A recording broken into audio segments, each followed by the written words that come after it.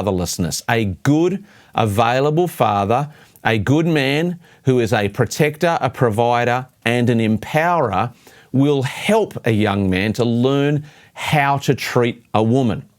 In another episode in this series, we're going to talk about the factor of pornography and how pornography has taught young men to objectify women, therefore obliterating their capacity to learn how to treat them properly.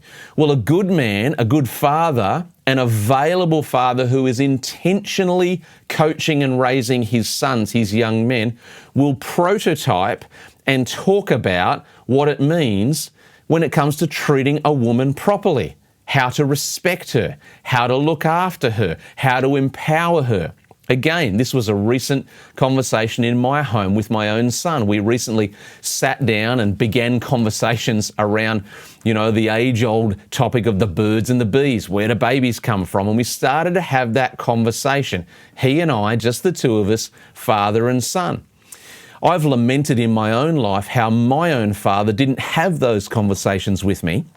And so I made a decision very early on in my own parenting that I wanted to be the circuit breaker in my family line.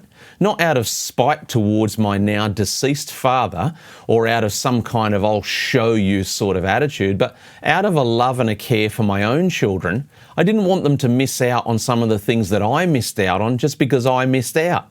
I didn't want to repay them according to my loss.